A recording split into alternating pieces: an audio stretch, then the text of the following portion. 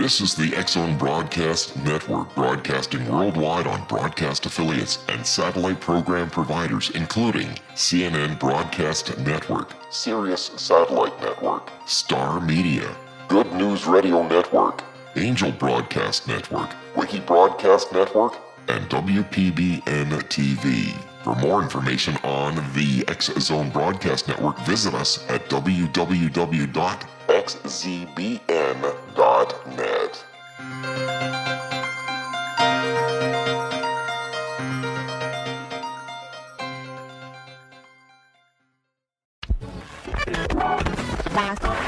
All Hit Radio.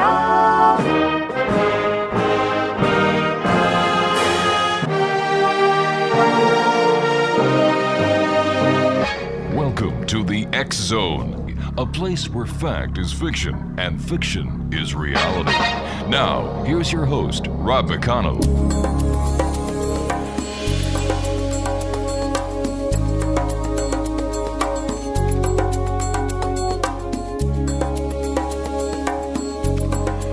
Welcome back, everyone. This is the X-Zone. I'm Rob McConnell. We're coming to you from our broadcast center in Hamilton, Ontario, Canada. Worldwide toll-free 1-800-610-7035. Email xzone@xzoneradiotv.com. On all social media sites, X-Zone Radio TV, and our main website, www.xzoneradiotv.com. My guest this hour is Lee Spiegel. And Lee has been interested in the idea of UFOs, aliens, living dinosaurs, and a whole range of topics that often overlap the worlds of science and unexplained phenomena since he was a young boy. His first foray into the pursuit and investigation of these topics was in 1975 when he produced and wrote a documentary record album, UFOs, the Credibility Factor for CBS Inc. Now, it marked the first time that military and scientific voices came together to disclose their personal UFO encounters and to call for government recognition of the phenomenon. Joining me now is Lee Spiegel. And Lee, welcome to the X-Zone. Well, thank you, Rob. It's nice to be in the X-Zone. And you probably have a lot of people out there snickering when they heard you say living dinosaurs? No, because I've gone out with a few of them in my day. Okay, good. Well, then I'm in good company. Yes, you are, my friend. Listen, before we get going, you and I were talking before the show, and I'd like you to share the information with the X-Zone Nation that you did with me about our good friend Stanton Friedman. Our mutual friend, nuclear physicist Stanton T. Friedman, who is beloved around the world by believers and skeptics alike of the UFO phenomenon. He's the flying saucer physicist, and Stan is the hardest working man in UFO show business. And he had a heart attack on Friday, and he's almost 80 years old. He'll be 80 next month. And he's always living out of a suitcase. He's always traveling, and he has put more mileage into talking about UFOs than anyone that you and I probably know together. And Stan was not in bad health. This just hit him on Friday. He was first brought to a medical facility in another town in Canada where he lives, and they didn't have the proper facilities to do all the tests that they needed. So in the next 48 hours, Stan will be taken to a larger hospital where doctors will decide what the procedure should be, whether to do any kind of surgery, perhaps put a stent somewhere near his heart. But they pretty much curtailed his activities. And among the things now that he cannot do, he was going to be, of course, one of the featured presenters this coming weekend at the annual Roswell, New Mexico Festival, something that he never misses, but he won't be there this year.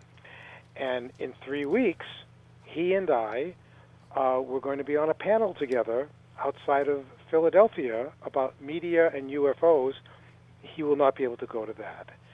So, and he's not the kind of guy that wants to slow down either. He has a lot more to say to people and more research to do. And I've known Stan since, 1975. When I put together that UFO album that you just mentioned, Stan was the very first person who I ever interviewed about UFOs. And that was like 40 years ago, and he and I have been friends ever since. And so we all send our wishes to him.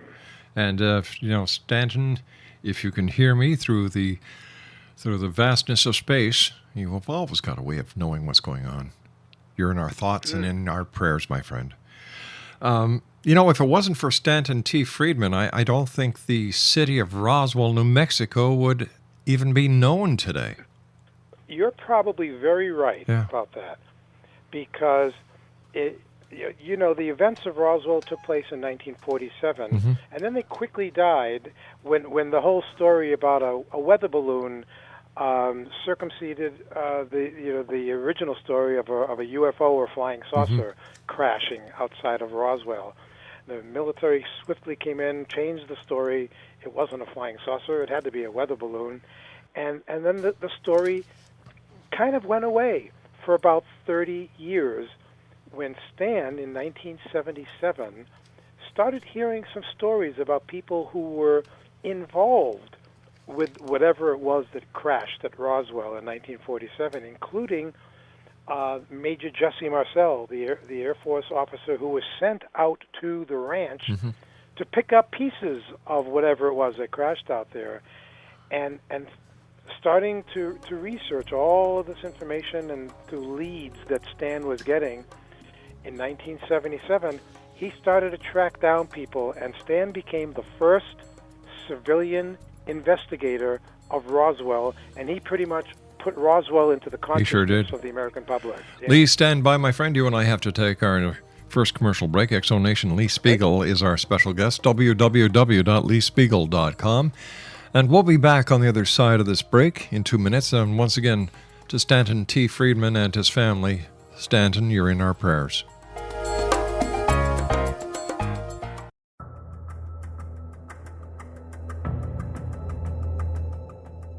Modern Esoteric, Beyond Our Senses by Brad Olson, consummates the lifeology story about where humanity originates.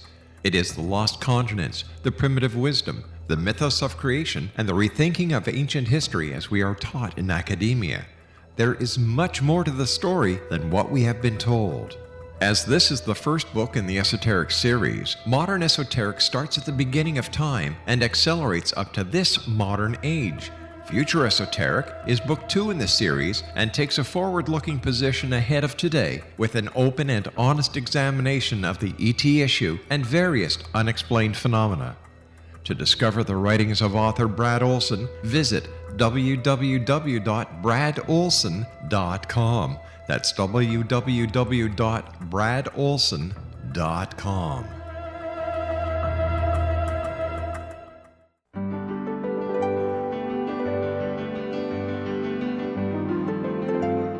Named one of the world's greatest psychics, Elizabeth Joyce is now giving readings worldwide via Skype. Elizabeth Joyce is recognized for her clairvoyant ability to help find missing persons, her analysis of dreams, past life regression work, mediumship, and her accurate predictions.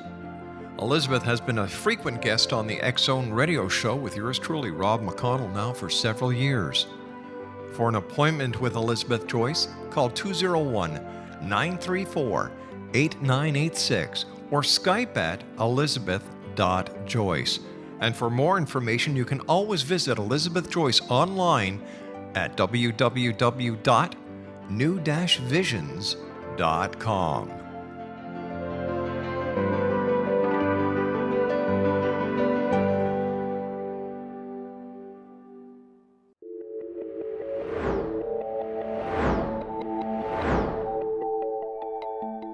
Do you have a dis-ease that you would like to alleviate through a natural means? Have you been contacted by angels, ghosts, or even extraterrestrials and want to validate these experiences? Or would you simply like to speak with someone who can help you find your life's purpose? I'm Dr. Joseph Mara, and I'm offering my services free of charge for first-time clients contacting me during the month of April. These free consultations include angel card readings, guided meditations, life coaching, and energy healing.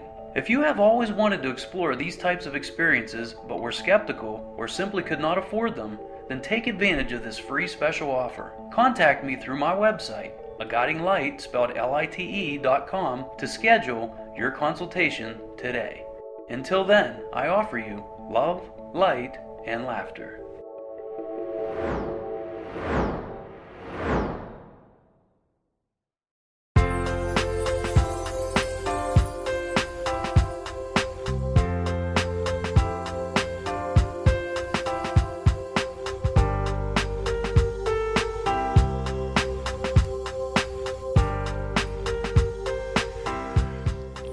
Welcome back, everyone. Lee Spiegel is our special guest this hour. www.leespiegel.com. And Lee, I have to ask you, where does your interest in UFOs come from? Well, if I was going to be honest, I would have to say, Rob, ever since I was a kid and always had the bejesus scared out of me at great movies like Earth versus the Flying Saucer. Oh my gosh, yeah. Invaders from Mars, War of the Worlds. Oh yeah, I mean, classic. I had nightmares, but I couldn't get away from this stuff. And back then as a kid, I had no clue, of course, what the future held for me. But it was watching all of those movies that just kind of took me by control. And I still watch a lot of those old movies now when I'm totally bored and have nothing else to watch. But yeah, and then in 1973, the United States found itself in a grip of a UFO wave, they call them, where all around the country people were reporting strange things in the skies. And many of the reports were by very credible people. And it was one of the last times, Rob, I think, that the media actually was paying attention to it and paying attention in a credible way. You don't get a lot of that now these days, which is kind of a sad thing. Yeah. But back then, and that's one of the reasons why I became more interested in it as an adult, was because media was presenting stories that caught my attention, and they weren't laughing about it. Have you ever seen a UFO? Yes, I have.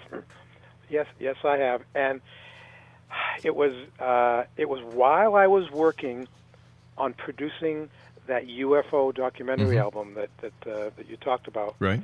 I got a call one day from the late astronomer J. Allen Hynek. And he and I had become friends because he was one of the first people that I interviewed about UFOs for my album. I think I interviewed him right after I spoke to Stan Friedman.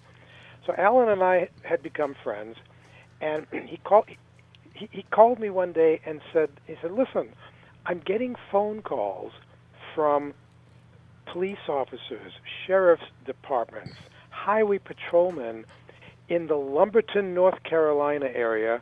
They're seeing something strange in the sky there a couple of nights in a row, and they're asking my help to try and investigate this. And I don't have an investigator down in North Carolina." And so Alan asked me if I would go down there and check it out. And at the very least, just to do some interviews with the eyewitnesses there. And he said, if you can go there, and if you get some really good first-hand eyewitnesses from credible people, I'll publish your story through my Center for UFO Studies. So I said, well, all right, let me think about this. What exactly are they reporting to you?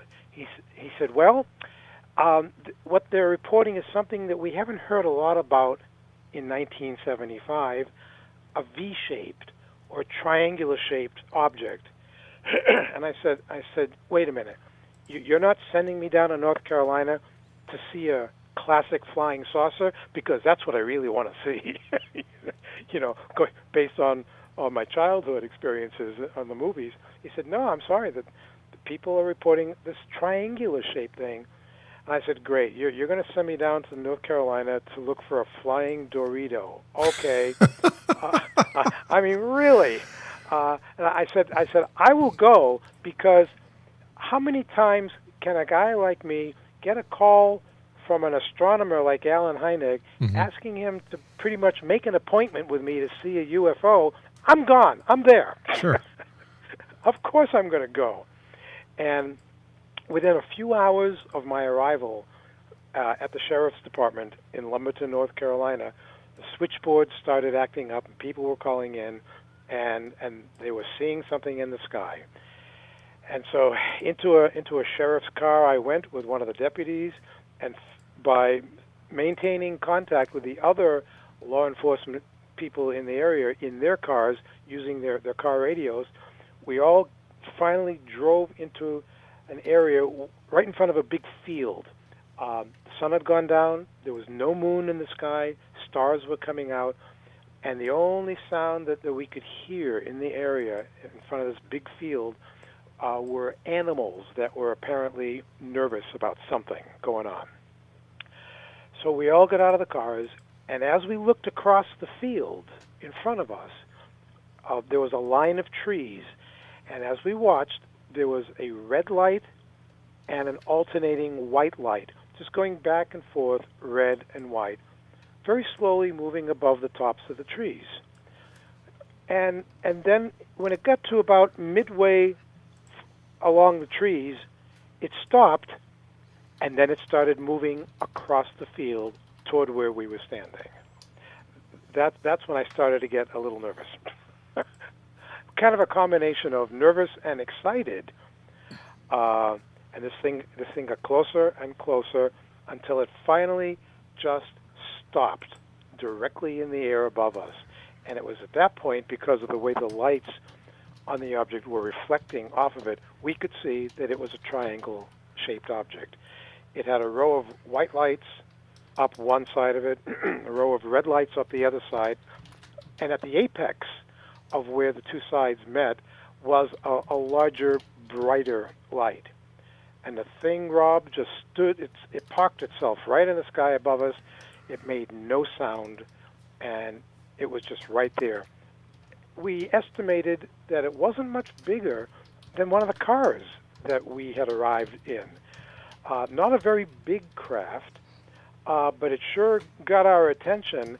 And as we watched it, as it was just hovering there, at the apex light, all of a sudden it got brighter, and a beam of light came right out of the object and shined directly down onto the ground where we were standing.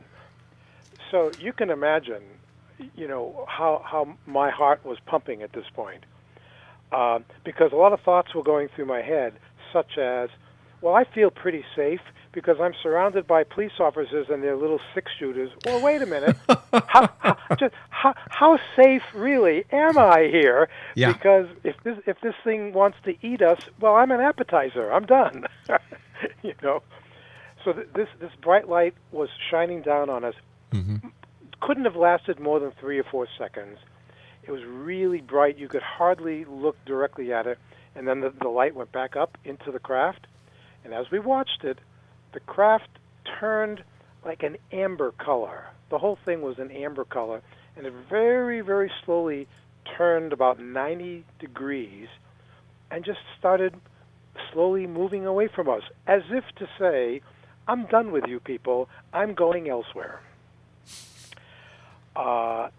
And so everybody collected their wits. We got back into the cars and followed it as much as we could through a couple of counties there in near Lumberton, and we kept coming onto scenes where there were other law enforcement people there who had just had their own encounter, and so my purposes of being down there to gather information and interviews for Dr. Hynek was perfect, because I had my tape recorder, I was interviewing these people, came upon Police Chief Gary Moore was his name. He was sitting in his patrol car, and he said he saw something weird, and I said, what did you see? He was sitting in his car, and all of a sudden the whole inside of his car lit up. And just like Richard Dreyfuss in Close Encounters of the Third Kind, when his truck is stopped at the railroad tracks, and he looks out the side of the window and looks up. Well, the police chief stuck his head out of the window of the car and looked up, and he said this thing was just parked in the sky above me. So I said, all right, what did you do? He very slowly got out of his car, went over to his trunk, opened up the trunk, and he pulled out one of those big old police lanterns, gigantic flashlights that they often use in emergencies. Right. He shined it up, he aimed it at the object in the sky, and he blinked it once. And he said, the thing blinked back at him. I went, really? And then what did you do? He said, well, I blinked it twice. And it blinked twice back at me. And then it turned and it went away. It was done with the police chief. Then we found two other police officers a few miles away who said that while they were outside of their car, listening to the chatter on the car radios, they saw this thing coming above them in the sky, and instead of stopping directly above them, without missing a beat, the thing just did a quick 90-degree angle turn and went off in another direction without stopping. So, needless to say, Rob, Dr. Hynek published my story. It became known as the Lumberton UFO Report of 1975, and I got to see, something that was really unusual. I got in touch with the local Air Force base there in Fayetteville, North Carolina. Of course, they weren't going to admit if they had anything that they were testing in the area. And again, in 1975, while we can assume nowadays that things were being researched and developed at Area 51 in Nevada, right? Did we have anything that could perform these kinds of maneuvers? And I was told afterwards, I was told recently by my new acquaintance in the field, David Marler, who's written a book about triangular UFOs. David said that the encounter that I was involved with was one of the first multiple witness UFO encounters of a triangular ship, and this was several years before the famous Phoenix Lights took place in 1997. Truly so, fascinating. yeah, the long answer to your question, yeah, I've had an encounter, and you never forget it when it happens. We'll be back on the other side of this news break. Please stand by, Lee. Lee Spiegel is my special guest this hour, Exonation. UFOs is the topic. If you'd like to visit Lee's website, www.leespiegel.com. And Lee and I will be back on the other side of this commercial break as we continue from our broadcast center in Hamilton, Ontario, Canada. Once again, to Stanton T. Friedman, get well soon. Our thoughts and our prayers are with you and your family. Hey, pal, I'll give you a little bit of an insight. I've had 3 heart attacks. They're not that bad. They can all be better. We'll be back on the other side. Take care.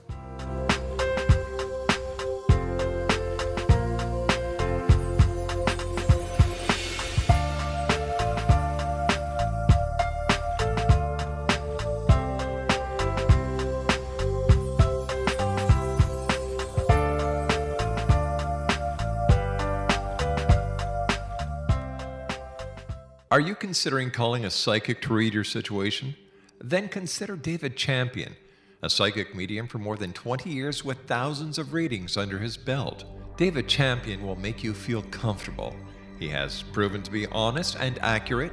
He's a straight shooter.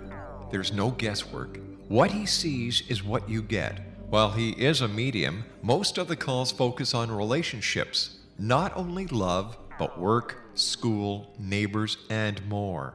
Need help with finding a job and preparing for the interview? Are you dealing with people who are obstacles in your path? For more information, go to davidchampion.com, $1.50 per minute paid by credit card with a minimum of 30 minutes. For your reading with David Champion, call 1-877-702-8598. That's 1-877-702-8598.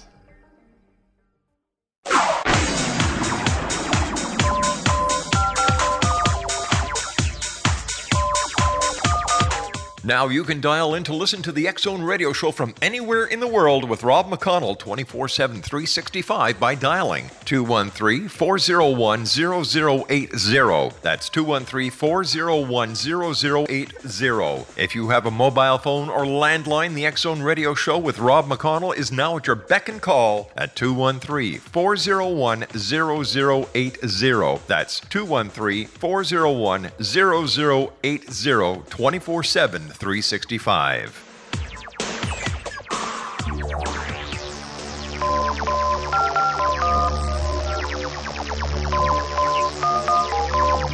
Now you can dial in to listen to the X-Zone radio show from anywhere in the world with Rob McConnell 24/7, 365 by dialing 213-401-0080. That's 213-401-0080. If you have a mobile phone or landline, the X-Zone radio show with Rob McConnell is now at your beck and call at 213-401-0080. That's 213-401-0080, 24/7, 365.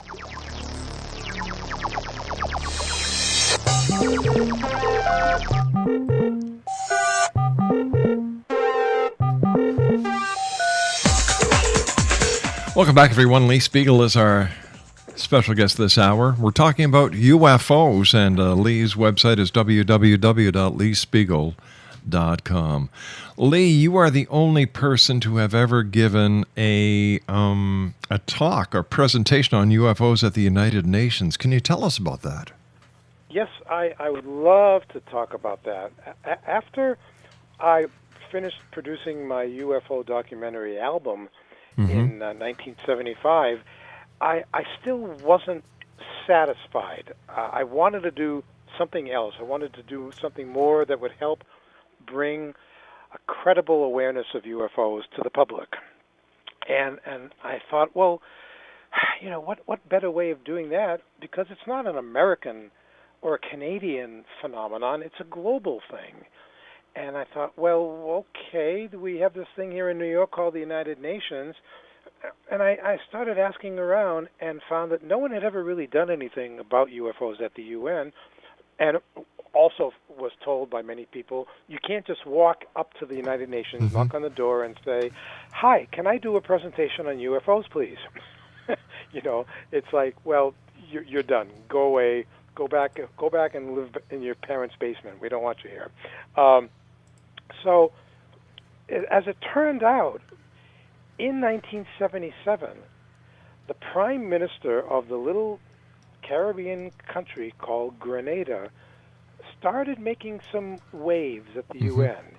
He started giving speeches in the General Assembly asking for the member nations to think about putting together a committee that would share UFO information among each other, and mostly because he claimed that he had had his own experiences, and that there were many UFO encounters in the country of Grenada. And as a matter of basically protocol, the UN very patiently and diplomatically listened to Prime Minister Eric Gary's ranting, if you will, of UFOs. And I was noticing this, and I also noticed that nobody was paying attention to him. And I thought, well, maybe I could offer him something. Maybe we could help each other in some way. So I became friendly with his ambassadors at the Grenada mission at the United Nations. And I went to visit them, and I brought with me a copy of my UFO album, UFOs, The Credibility Factor, and I gave it to the ambassadors and said, would you please give this album to your prime minister with my compliments, and tell him that I would like to meet him sometime, because I have an idea that I think could work to your advantage and also to my own. And as it turned out, not long after that, I was invited to the United Nations on the night when Eric Gary was knighted, became Sir Eric Gary, in a whole big deal, extravaganza, ceremony, pomp and circumstance, and lots of great food. Well, there you go. You can't beat that. Well, yeah, there's a reason for going. Sure. And it was after he became Sir Eric Gary that he and I were brought into a room where we had a one-on-one meeting, and he thanked me for the album that I had given him, and he said he understood that I had an idea or a proposal. I said, yes, Mr. Prime Minister, I've been watching you, listening to you on the news, and with all due respect, the world is really not listening to your proposal, because there's a lot of ridicule factor around the world about UFOs. I, on the other hand, I have some friends who, as you know from listening to my album, I've got some military friends, scientific friends, law enforcement people. I've got some people that I know in the government who would be willing to come forward and join me to put a presentation together at the United Nations. But we need to be sponsored by someone. Would Grenada be interested in doing this? If you sponsor my proposal, I will present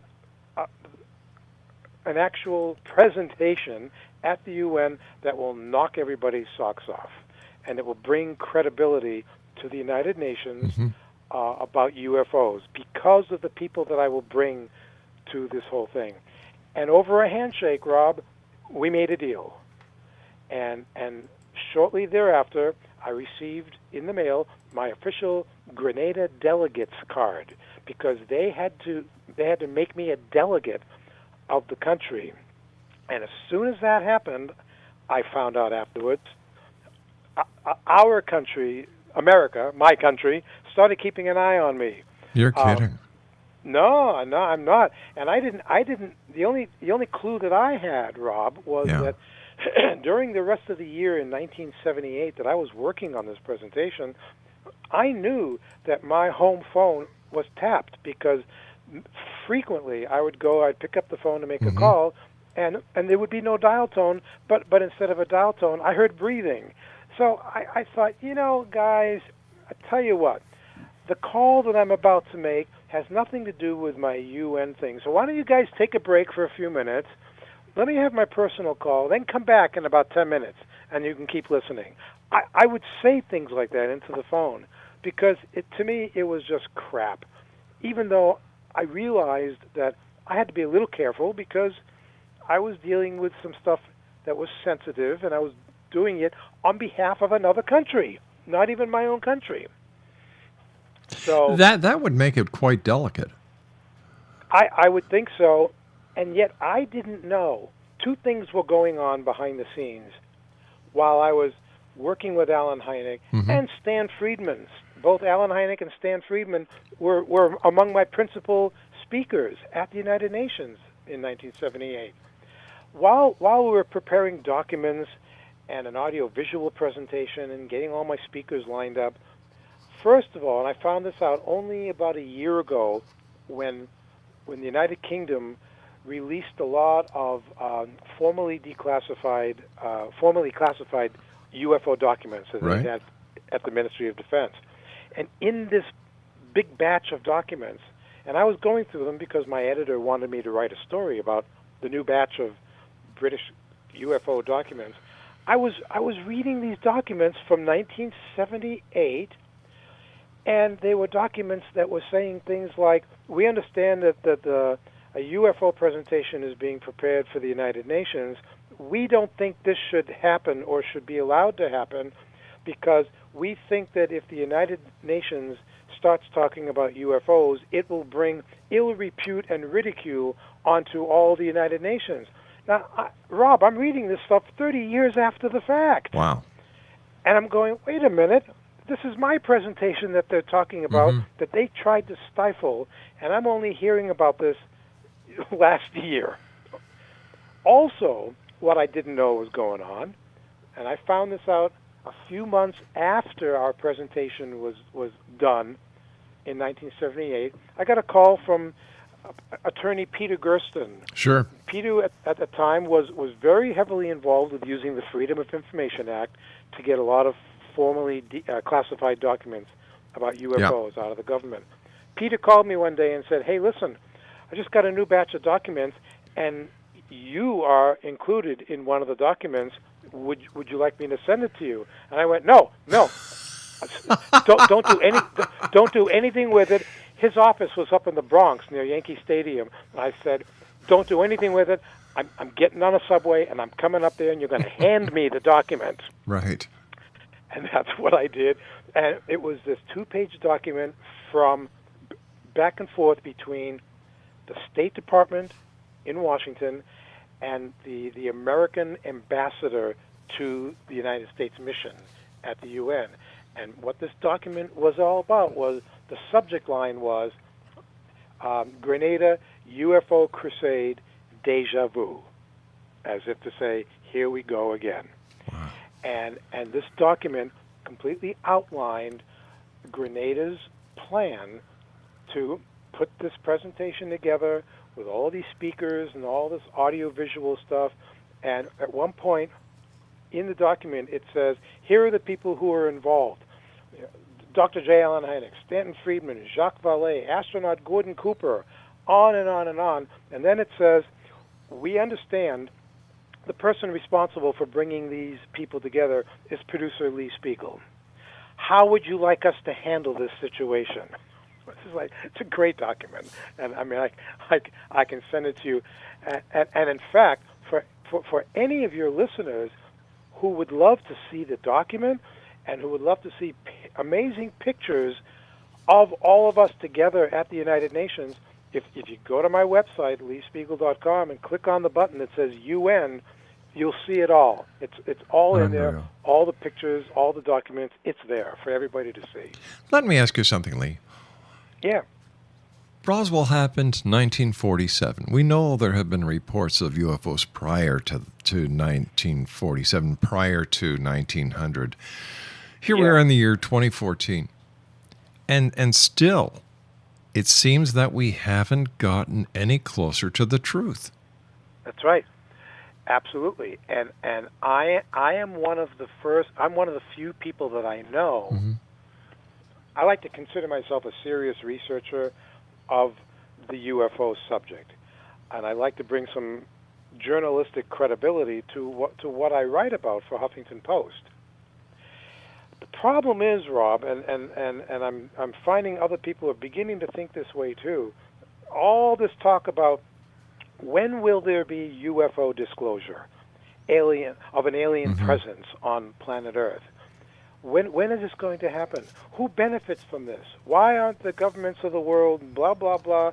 And I'm at the point now where I don't think, at least in my lifetime, I don't think that there's going to be any kind of an international disclosure, because it really doesn't benefit the power structure of any countries. I mean, can you imagine, Rob, how many military organizations of all the countries of the world, how many military organizations would be in the frame of mind to want to share information about UFOs? Are you kidding? Yeah. Nobody wants to share this stuff. Everybody wants it for their own purposes. Let's capture a UFO. Let's back engineer it and make our own UFOs or other things. Nobody wants to share this stuff. But you know what? That's the same mentality, Lee, that I've seen throughout the UFO community itself. There's lack of communication. Nobody wants to share any information. And I don't know how many times I've had people on from the various organizations, and I say, you know what? That's where your problem lies. Law enforcement, just take a little lesson from them. They mm-hmm. share intelligence. That's how they catch the bad guy. Yeah. You're absolutely right. It's like kindergarten. It's high school. It's like, I don't want to share this because I can't tell you who I'm going to the prom with, because then you'll be jealous of me. And we don't really want to play with each other. There is that mentality. My stuff is better than your stuff. Yeah. My documents and my pictures are much better than yours, and we can't release anything that we have in our archives because, well, why should we? We don't want to have to do that. We want it because it's ours. And it's like, I say to these people as often as I can, you guys are like so full of it because you're full of yourselves. Yeah. And you're missing the whole picture. And the picture is, first of all, why, if there are visitors, and I happen to think that there are, Rob. I'm at that point. Well, you've also had a first-hand experience. Yes, but you know what, Rob? Even mm-hmm. before I had the experience with the outer space Dorito, I was already kind of a believer just because the research, the mounds of really interesting documents, the eyewitness accounts, the airline pilots who won't talk about it because it's a career killer if they talk about what they've seen. and my own interviews with astronauts and with military people. So I already had a personal sense that people weren't making this stuff up. Mm-hmm. And so I was comfortable with that. And I started to develop over the years an attitude which is, I don't blame the government. I don't blame the governments of the world. I don't blame our president or the CIA. You know who I blame, Rob? I blame the visitors. It's like, okay, guys, enough is enough. You've been teasing us ever since we've been painting you on ancient cave walls and describing you to each of us. We've been, we have in the United States, in New York, we have a famous newspaper called the New York Times. Oh, yeah. And its motto has always been, all the news that's fit to print.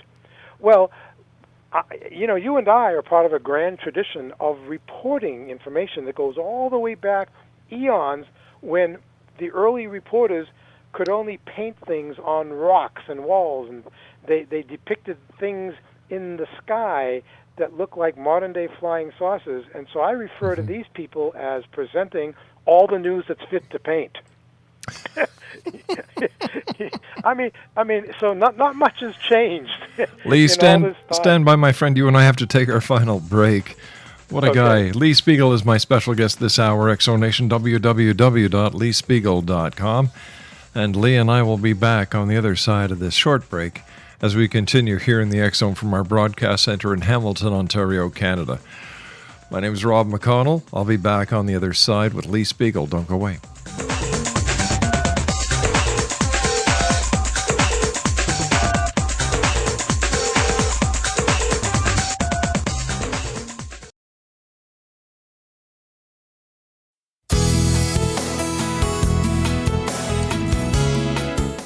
With each new extreme weather event or terrorist act, it becomes increasingly obvious that we live in uncertain and challenging times. We all buy car insurance. Why not collapse and catastrophe insurance? Matthew Stein, an MIT-trained engineer and green builder, has written 2 outstanding books to help people prepare, plan for, and deal with everything from minor situations lasting a few days to full-on collapse. Matt's first book, When Technology Fails, is a manual for self-reliance, sustainable living, and surviving the long emergency. This massive book covers the gamut from first aid and emergency preparedness to alternative healing, renewable energy, primitive living skills, and 18th century technologies that could be critical to your comfort and survival in a long-lasting crisis. Matt's second book, When Disaster Strikes, is a comprehensive emergency preparedness handbook and survival guide. When Disaster Strikes is an essential item for every family's go bag. Both books are available at all usual sources. There's a wealth of totally free information posted at whentechfails.com, and author-signed copies may be purchased at mattstein.com. That's www.whentechfails.com and www.mattstein.com.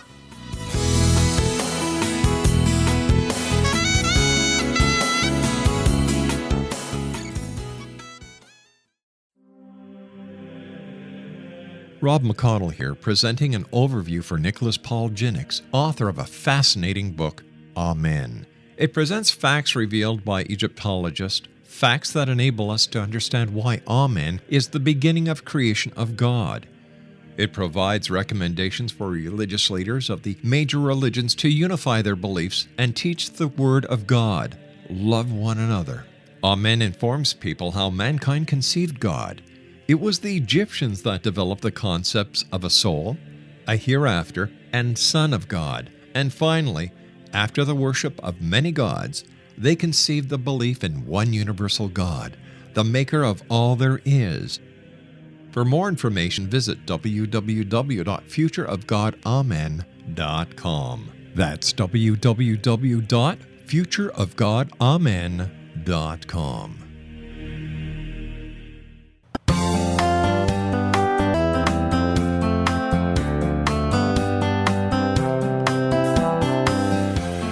Lee Spiegel is my special guest, Exonation, www.leespiegel.com. First of all, Lee, as I said during the commercial break, it's been great having you with us. Thank you so much for joining us. And when you're talking to Stanton, tell him his friends in Hamilton, Ontario, Canada, wish him well. And during one of the breaks, I sent him an email. Absolutely.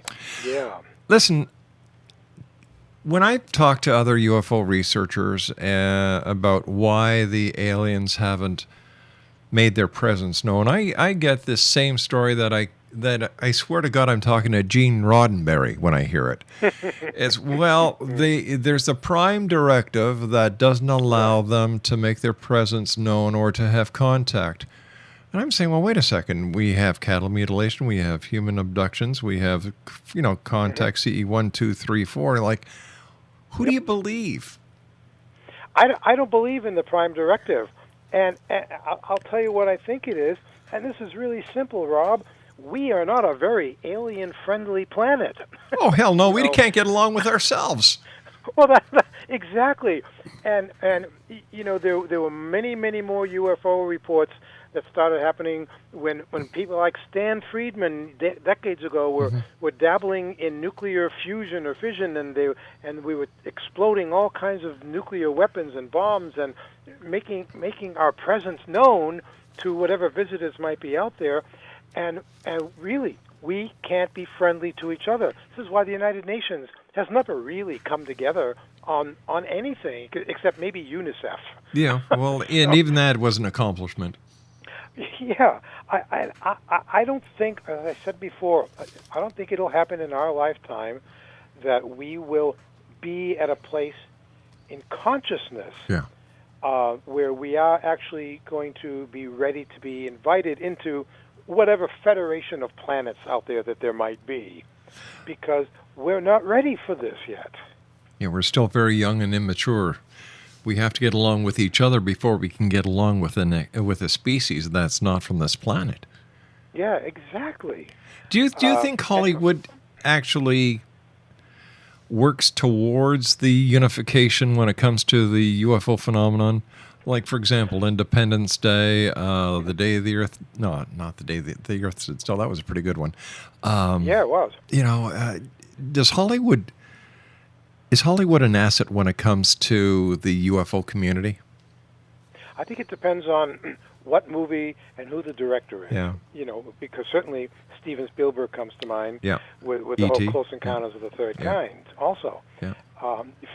Close Encounters of the Third Kind, J. Allen Hynek was the technical consultant on that movie, and he had a cameo as one of the scientists at the end of the movie when the mothership comes down. So that was one of the more realistic depictions of human-alien contact. But still, it didn't go far enough, and nothing ever has. Remember, Hollywood wants to make money. Yes. That's the bottom line. Hollywood has to do whatever it can to get people into the theaters, buy the tickets, buy the popcorn, and just make as much money as it can. And I'm for that, because I like going to movies and seeing great movies, but it's not necessarily realistic. I would much rather see any documentary put together by my friend James Fox. What an amazing film director, documentary. He has won awards with his documentaries, Out of the Blue, I Know What I Saw. He's working on another new one now.